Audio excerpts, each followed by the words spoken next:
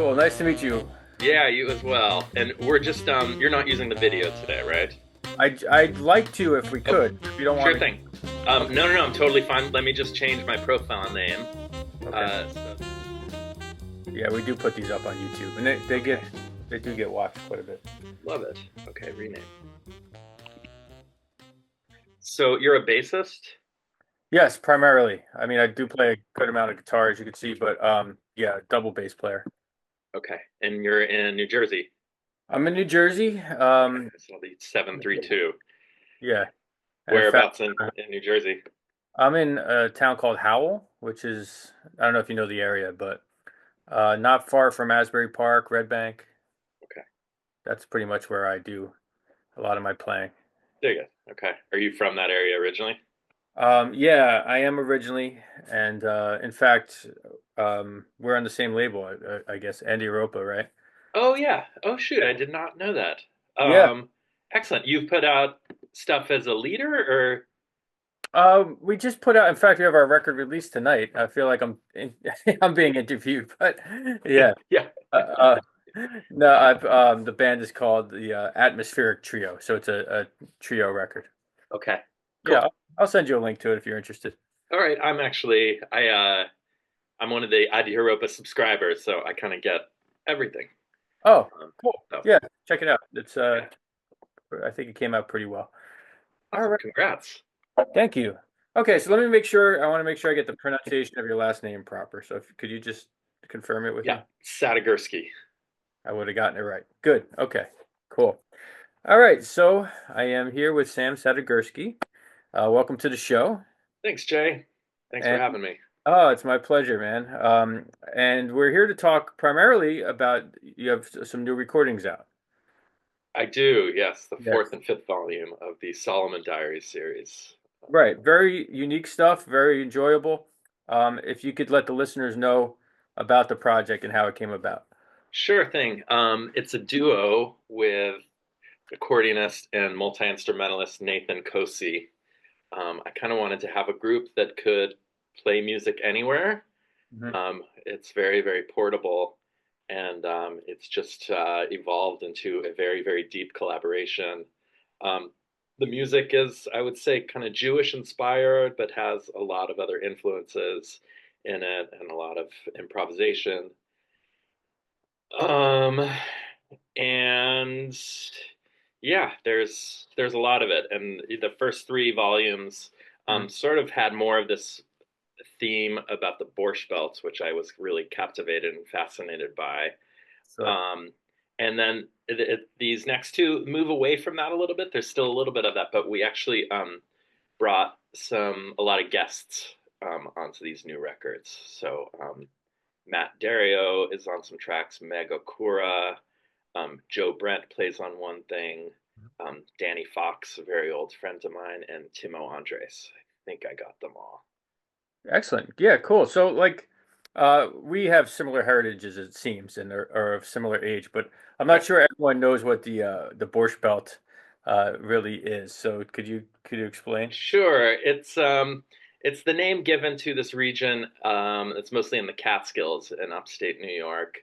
Right. That was this real sort of summer and oh, my dog's here. And year-round haven for Jews in a time when they were kind of like excluded Right. from a lot of the mainstream resorts and vacation areas. Um, and yeah, it was just like this really amazing act of sort of revolution. Their reaction to this exclusion was to build something of their own, and it was an extraordinary place in its heyday. And it's also a place that came crashing down very, very fast. Its rise, was like a century long, and there were thousands and thousands of resorts Mm. of various sizes and boarding houses. Solomon Diaries comes from the name of Sullivan County up there. It became kind of like called Solomon County because of the Oh, Jewish presence. But um, the Borscht Belt also had this really outsized effect on American culture, the larger American culture. So many kind of, the most well-known entertainers got their start there. mm. Um, so it just it fascinated me for a number of reasons. I'm actually not. I didn't grow up in New York, so I have no direct connection there. I grew up in LA. Um, Okay. but I kind of identified it because I'm a first generation immigrant, and to me, this was a story of immigrants and new place, and that really resonated with me.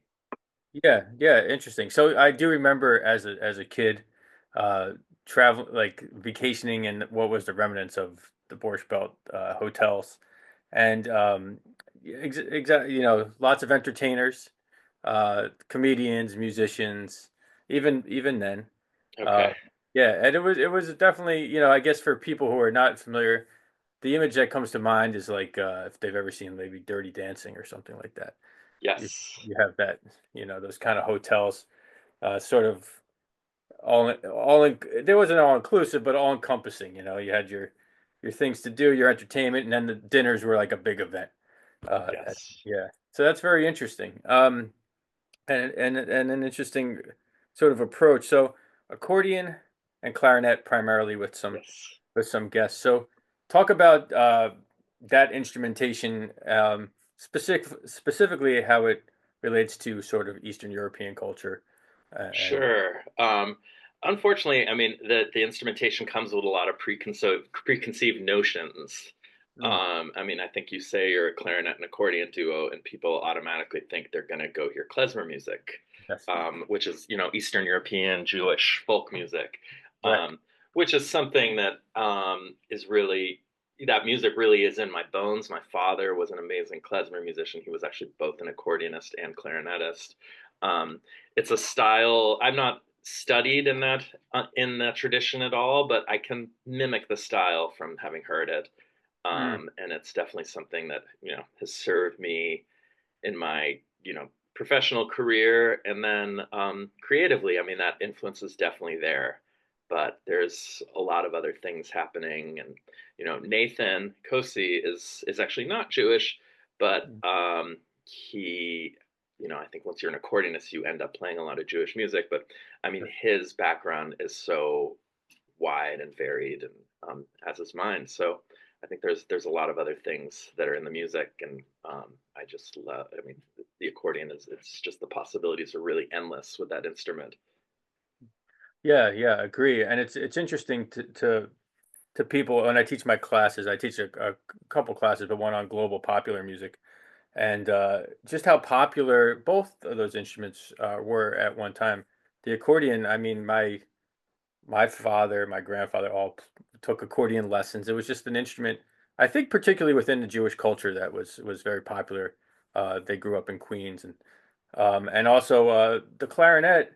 Some of the biggest stars in popular music at one point were clarinetists. Your Benny Goodmans and Woody Hermans and such. Yeah. So, if you could talk about how you got interested in playing the clarinet. Was it your first instrument of choice? Um, no, I grew up more of a saxophonist and really kind of came to New York, with like clarinet was one of my what's called a double. Saxophonists often play flute and clarinet Mhm. as well. Um, and I think just over the years in New York, I've been here 25 years now. I just realized there's so many, there's just a sea of amazing saxophone players. And, Mhm. I started clarinet very young, and I think I could get around the instrument um, pretty well, even when it was like one of my doubles. Right. And yeah, I was this person who was like called to kind of do everything for a long time. And then more and more people started to call me for my clarinet playing. And I think there was like just a light bulb um, eventually. And I've really kind of put it first. And it's really opened a lot of doors for me. I mean, it can be a very frustrating endeavor as well. I mean, In I what don't know way? if you were. Um, it's just so much thornier to get around than the saxophone. I mean, you can kind of fly up and down the saxophone because it's very the registers on the saxophone are very, very symmetrical for the Sure. most part. An E, the fingering for an E is this in the lower register, and it's this for the in the higher register, and none of that lines up on the clarinet, and you kind of have all these gymnastics that you have to do with your pinkies, and Mm. it's a very, very challenging instrument to improvise on. You sort of end up in these strange corners because of the technical challenges of the instrument. But on the other, it really started to feel like my voice, sound wise. Um, I I always felt, that the incredible legacy of the saxophone um, can be kind of a burden, to really like find your slice and not feel like you're, mimicking and, sort of like character acting in a way. And, to me, the clarinet doesn't have nearly as wide of a tradition, but also, I want to like sound like Joe Henderson on the clarinet and play Joe Henderson stuff. So I'm sort of, really um, trying to get deep into the clarinet, but also bring the saxophone things I grew up hearing and wanting to do. Yeah, very But yeah, I sort of like compare it sometimes to, playing the clarinet. It's like, trying to build something um, with like a hammer and nail and screwdriver, and then just like saxophone, you got power tools. interesting. It's just Yeah, that's interesting that you say that. So is there like in terms of influences, I guess any influences really, but also clarinet influences. Is there any that you could cite? um, for sure. I mean, I'm still discovering new clarinetists constantly. Hmm. Um, you know, I Artie Shaw is somebody I really loved. Obviously, Benny Goodman, Buddy DeFranco. Those are three of the giants. Tony Scott is like an overlooked genius. I mean, it's particularly his early stuff. Um, and yeah, I mean, Andy Statman is a huge inspiration. For Awesome. he plays Jewish music primarily on clarinet. Mhm. Yeah, but a monster, monster. Yes, there are two contemporary players. I mean, who are my heroes, who unfortunately are really overlooked. There's an Italian guy, Gabriele Mirabassi, Hmm. who's just out of this world. The things he does, and then Frank Glover, who lives somewhat of a hermetic existence in rural Indiana, but is just an astonishing player. Right, right. Yeah, no, it's a great history. And you mentioned DeFranco, who is just like was such a technician, at his during his time. Yeah, he really proved that you can play bebop on the instrument. Right, right. Um, he opened those doors and raised He the did. bar. Yeah, but it was interesting with him. And I only bring this up because you had mentioned like trying to fit in saxophone kind of language into the clarinet and stuff. And I was amazed because I just recently did a book on Ray Brown, and was working with jazz at the Philharmonic and with the Buddy DeFranco. Love How it was a big backlash actually against the clarinet during the bebop era, and it was a really strange. I guess it was looked upon as kind of this older an instrument more associated with swing, you know. Yeah. Um, yeah, and I think Buddy DeFranco really kind of proved those deniers wrong with what he could do.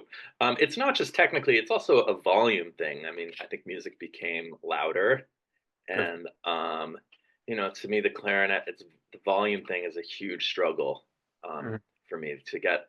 To play loud, to play super loud, you kind of like you sacrifice a lot of the beauty of the sound to me. right. And unless you sort of play like a very, very resistant setup, like orchestral players do, Mm, orchestral players will play super hard reeds, right. um, and get a huge, huge sound uh, that fills a concert hall, but you can't improvise with that resistant Mm, of a setup. It's like I've made this analogy. It's like trying to dance with a suit of armor. right, right. So yeah, it's been very difficult. I love when amplification is available, Mm, and it's good. It's an incredible thing. right. But oftentimes it's not available, or it's just bad, or like the rest of the band is acoustic and you're amplified, and they're to me like just it never coalesces sound wise. So it's really challenging in a way that the saxophone you can just kind of go to war with. It really can kind of cut through the way most modern players are playing it. It can cut through almost anything. Right. Yeah, no, all good points. So if talk, you mentioned your parents were both musicians and they were professional musicians. That was their profession. Yeah. My father also actually became a piano technician. Oh, okay. when they immigrated here. My parents met in conservatory in what's now Moldova. It was the former Soviet Union. It was the Soviet Union when they were there. Okay. They came here. I was actually born in Los Angeles. Um, and yeah, but both continued to play. My mom is still teaching piano lessons and doing a lot of accompanying. Excellent. And yeah, as I mentioned before, my father was a clarinetist and accordionist. And unfortunately, he passed away a few years ago. And, his presence really obviously looms very heavily in this music, not just the instrumentation, but, I think the styles of music are really influenced by things I heard growing up. Yeah. So classically trained as well, I would imagine, right? Yes, definitely. Cool. Funny enough, Buddy DeFranco's father was a piano technician as well. I just read that That's recently. that's Kind of fun. fun. Yeah. Wow. Yeah, so the music itself, um, could you talk about sort of it's because to me, I hear the heaviness sort of the Eastern European, like I don't traditionally Jewish type melodies are minor and kind of Hmm. a little bit heavy sounding. But also there's certainly elements of modern classical music in there, jazz as well. Talk about how the compositions come to be and how much of it is improvised as opposed to, say, written. Hmm.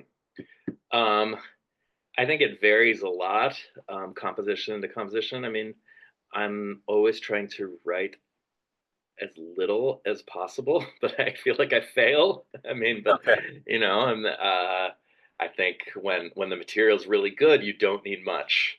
But uh, unfortunately, I do end up writing a lot sometimes. But uh, yeah,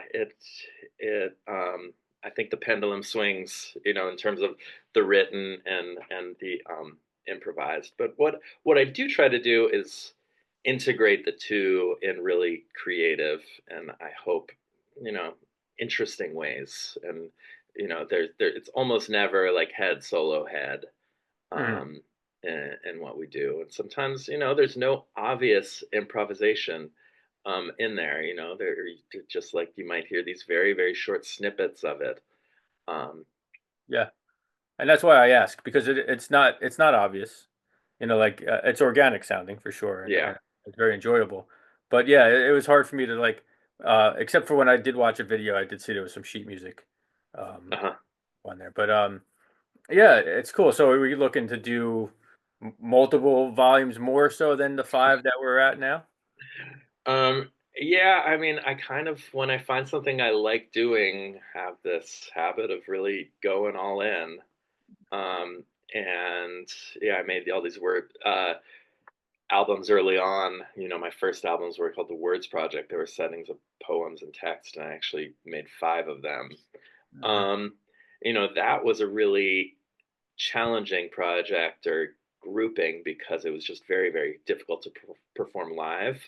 Sure. And yeah, that's thankfully that's not the case with this stuff, aside from just scheduling, because I'm touring a lot now, and Nathan works a lot as a music director on Broadway. So when he has shows, he gets very locked. He's locked in, schedule wise. That's your Doesn't life. have Yeah. flexibility, and he's also touring with some other artists. So that's been the biggest hurdle in terms of us playing live. But I kind of love the fact that we can go play anywhere, and yeah, I feel kind of like done with the jazz ecosystem, and trying to get gigs in places that are really overrun with people who are trying to play there. Yeah. And yeah, I'm super happy just playing in. I mean, we're doing a record release thing in a few weeks at Barbez in Brooklyn, which we actually had a residency at, and was sort of like the breeding ground for a lot of this stuff with the guests that we recorded, Right. because we brought in guests for each one. But and then we're doing a release thing I live in Westchester County, up in the town I live in, like at my friend's co-working space, that he Okay. essentially so, I love that we can kind of perform anywhere. We've done a lot of house concerts. We've performed in a lot of synagogues, and yeah, it's actually my one of my sort of bread and butter professional things is actually playing for synagogues. That's been kind of going the last 14, 15 years for me. Oh, wow. So that's had a very, very big influence on all of this. That makes a lot of sense. Yeah, that's cool. I mean, where I live here is, I don't know if you're familiar with Lakewood, New Jersey, but Yes.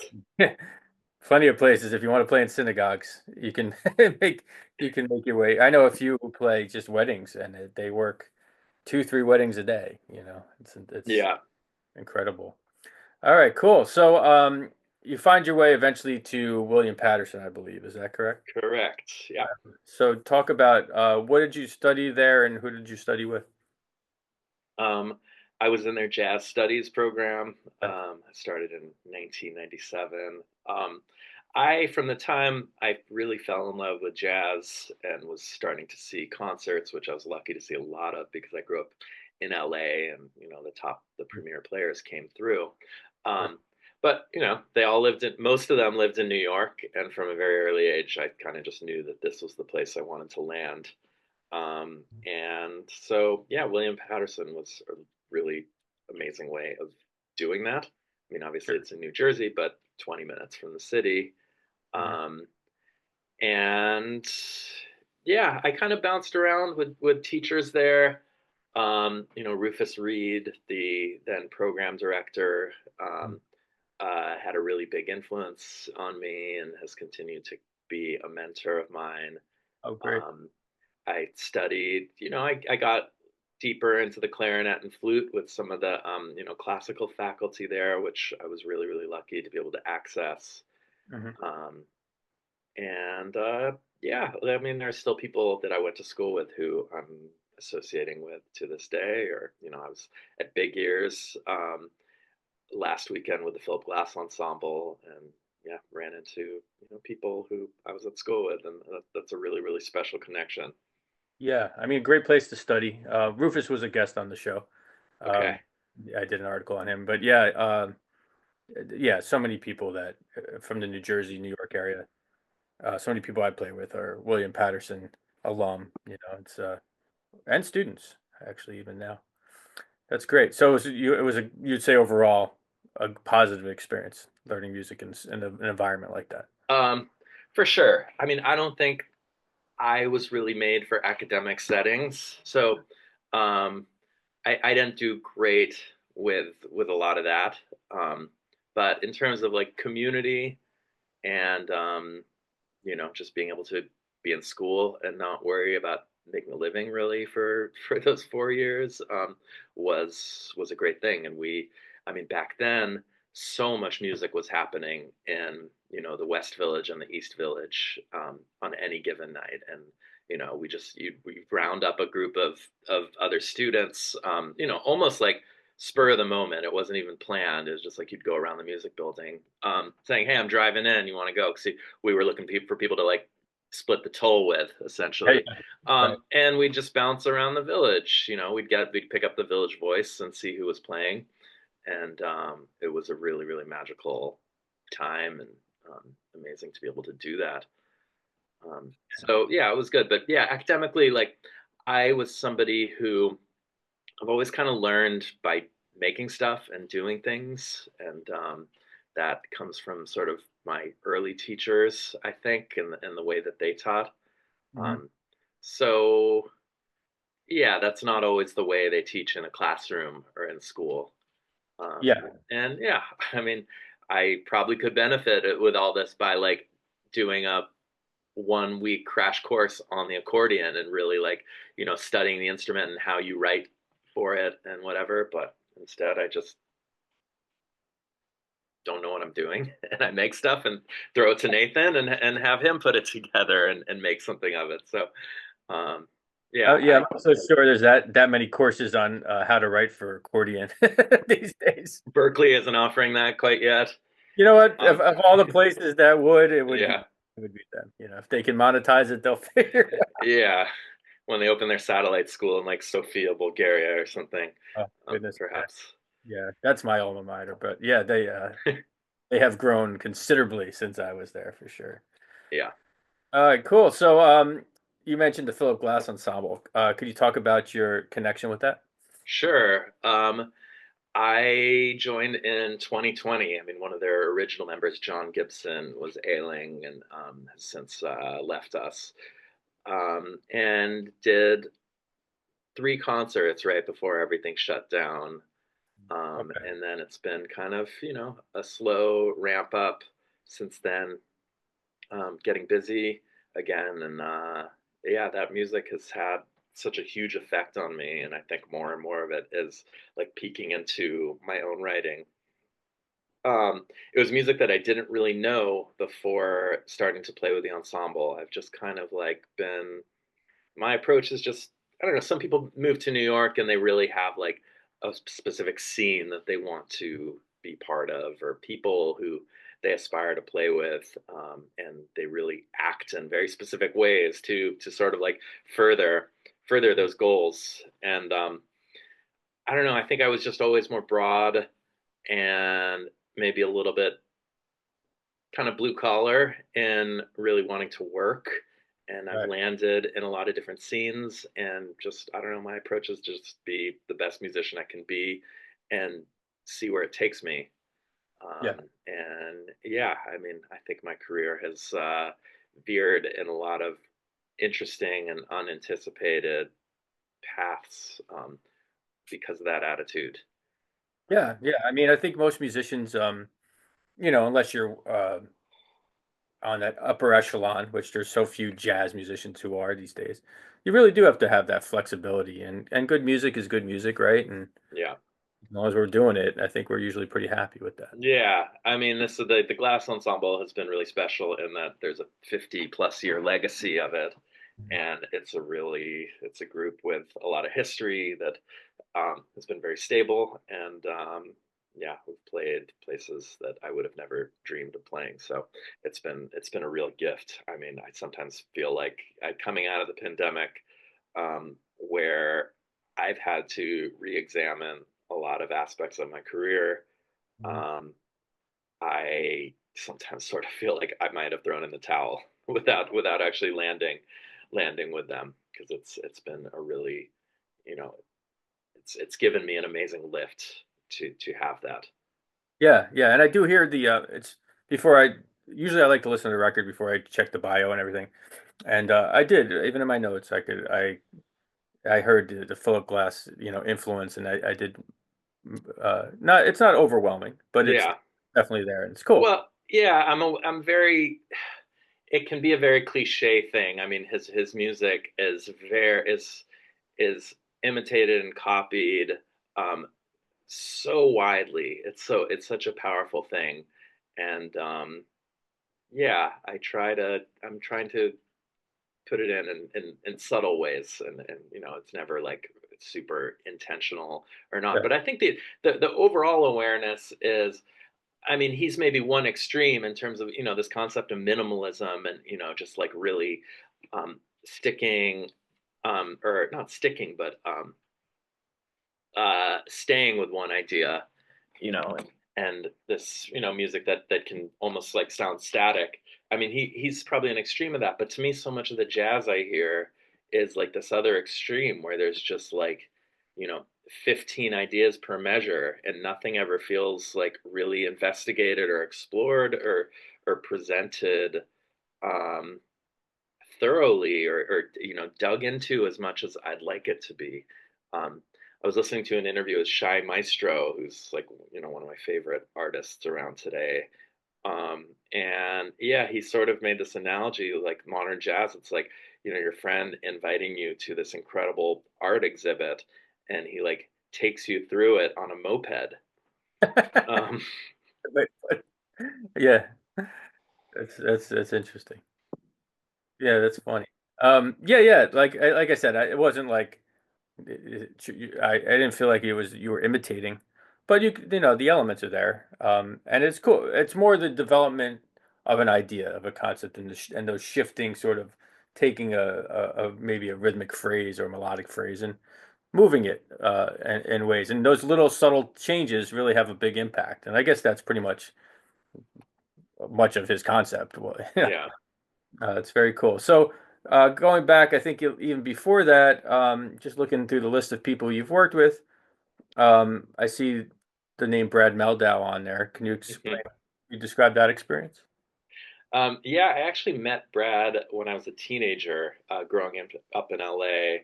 Um, he was sort of, coming out of some personal problems, and landed in LA to just sort of like hit a reset button in his life. And things were fairly quiet for him, and he didn't know many people there, and we were introduced. And uh, I mean, I already very much knew who he was, and he was already, almost like a mythic figure Mhm. for my generation. I'm probably 10 years younger than him, I think. Um, but I don't know. I think I was this like arrogant and slightly punkish kid, and he took a liking to me, and we kind of just spent some time hanging out. And he asked me to do this duo gig there. This was, I was 17 or 18. Oh, wow. And it's those things. If that happened to arise now, I mean, this would be like weigh so heavily on my consciousness to do something like that. But I think I was young enough to where I was just like, hey, sure, cool. Um, so, anyways, yeah, we've kept up over the years, and then about 15 years ago, he had a residency at Carnegie Hall as their composer in residency, composer in residence, and wrote a piece for two pianos and I think five or six woodwinds, and asked me to be a part of it. And it's something that we never actually recorded, but it was a pretty bananas, few days. The other saxophone players were Chris Potter and Joshua Redman and Chris Cheek and Greg Tardy and Joris Roloffs, and if I'm missing anybody, but it was pretty nuts to be on stage with those guys. Yeah, Funny enough, I ran into him at Bunker Studio a few weeks ago, and said hello, and he talked about maybe reviving that piece. So how we'll cool. see. Yeah, really nice. Other names that obviously as a jazz historian, these interest me. Milt Hinton. What was? Yeah, Milt Hinton. I was there were a lot of kind of like scholarships for young musicians in LA. There was a lot of kind of like money coming from the entertainment industry there, Mhm. and programs. So there was a festival, the LA Classic Jazz Festival or something, that are scholarship recipients for a few years, starting when I was like 15 or 16, and Milton was always one of the really prominent players there. So I played a few concerts with him. And you mentioned Ray Brown earlier, and Ray Brown was actually my first real professional recording session was with Ray Brown, um, which Yeah, the jazz party album. yes, Yeah, is that in your book?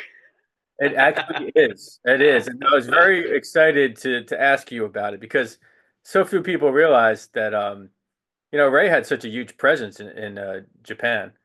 You Yeah. know, and this is an album. It's obviously not a record that most it doesn't resonate with as many Americans, I'm sure, but it's a really cool record. So can you talk about that? Um, yeah, so one of my mentors growing up in LA was the cornetist Bill Berry, Mhm. who was a member of the Duke Ellington Orchestra, I think in the 60s and 70s, and I mean had some amazing history to him. An incredibly swinging player. He was also the director of the Monterey Jazz Festival High School All Star Big Band, Okay. which I was a member of for 2 years, and that group would go to Japan.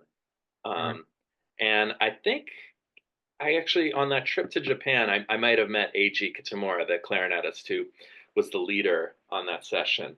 But Eiji wanted to do a session with LA musicians, and I'm not sure if he requested that I be on it and he hadn't remembered me from meeting in Japan, or whether it was just something that Bill Berry sort of put into place. But he asked me to do this.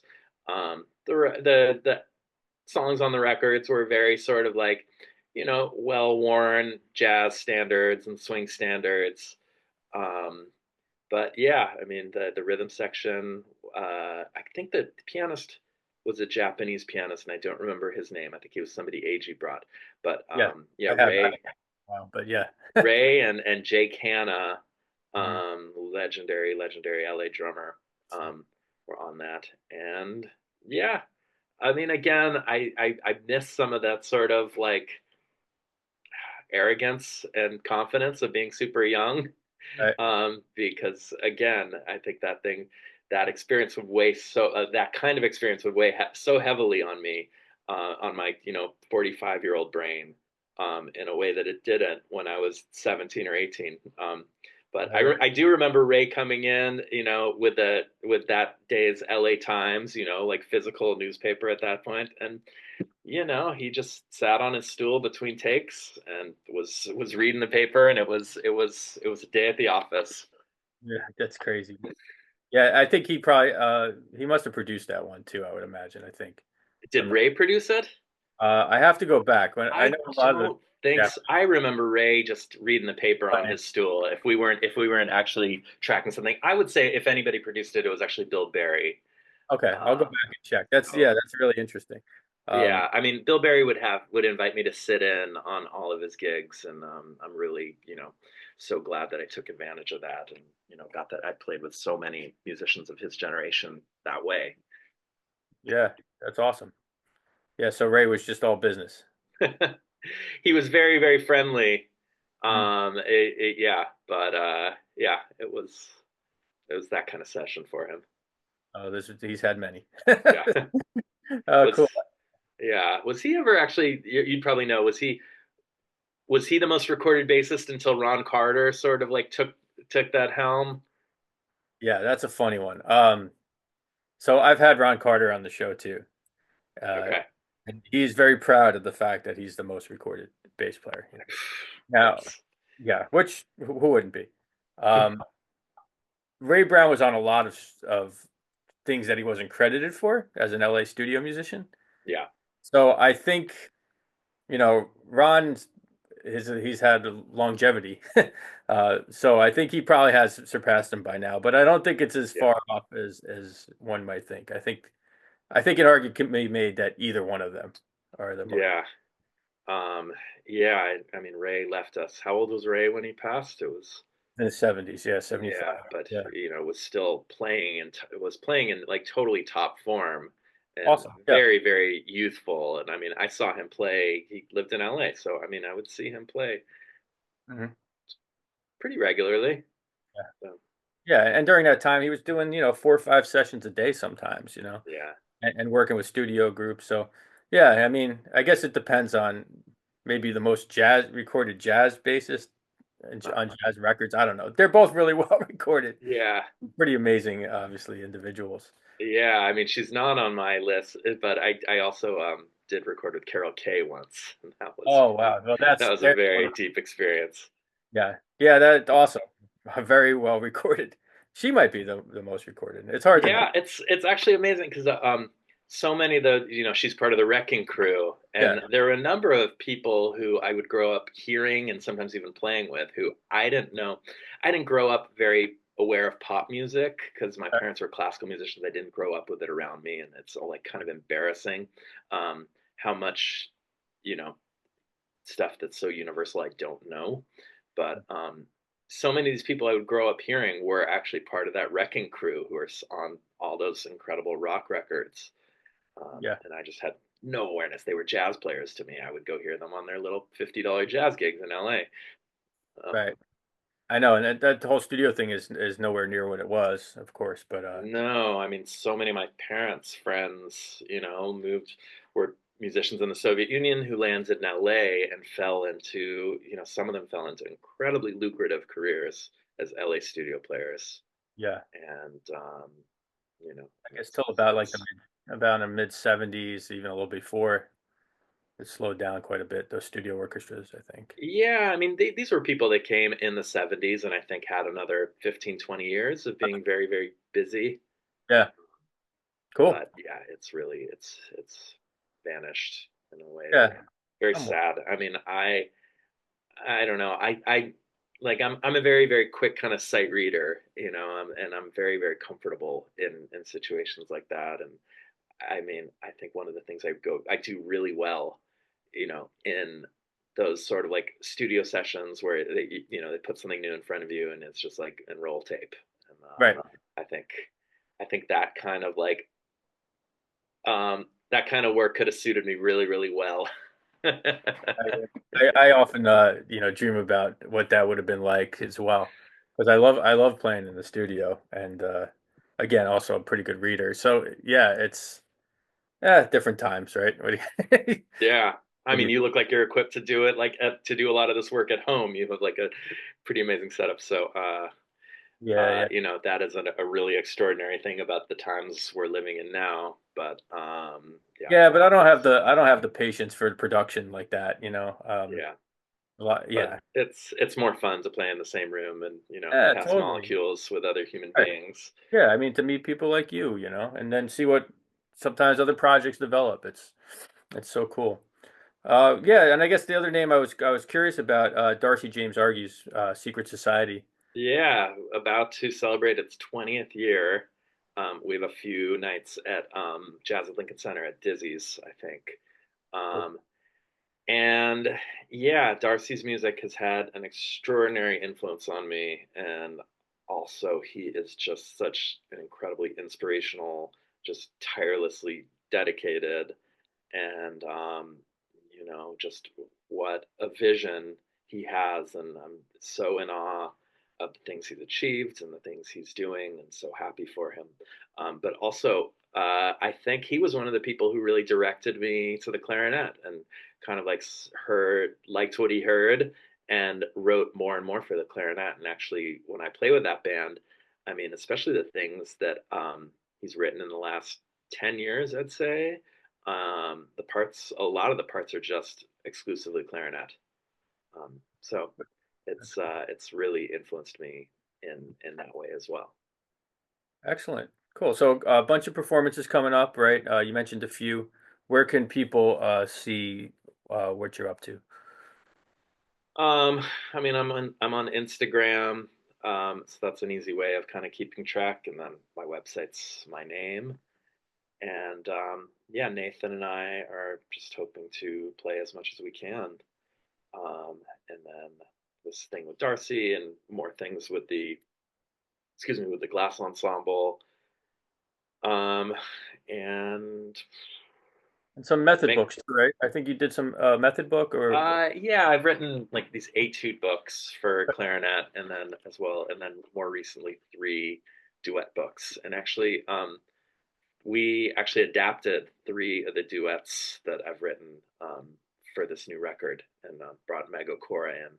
She's a Hmm, violinist to sort of round them out. Um, and I'm very, very proud of those. And again, this was me like learning through doing and making stuff. yeah, Um, very cool. so yeah, I mean, like I wanted to get better at the clarinet, and I sort of knew that it's very, very easy for me to like. I get so lost in the world of writing. It's just Yeah. such a happy place for me that you know 8 or 10 hours go by, and I just am not even aware of that time. So yeah, writing those etudes was a huge part of my development and evolution as a clarinetist. And Very cool. yeah, it's Yeah. been happy. It's been you put out an album, and if you're sort of like promoting an album a year or two after it comes out, people are like, "What's wrong with this guy?" It has a bit of an expiration date, Yeah. but thankfully, like books aren't that way. I think they have this sort of like longer life where you can promote them and do things to spread the word. And it's been really, really fun for clarinetists around the world to be playing this stuff and reaching out to me. Yeah, yeah. I'll have to check. My wife is a reeds player, clarinet. Oh, okay, I'll have to hip her to it. okay. Yeah, so that's really cool. Yeah, man.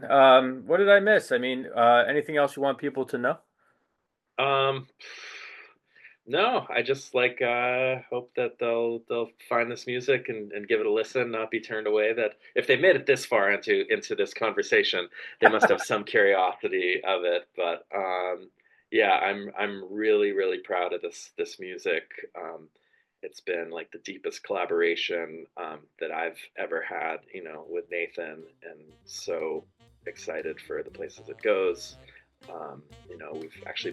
We both have this really deep attachment and involvement with theater and Broadway, and it's been really, really fun to actually, have our music used for some productions or be asked to play for some productions.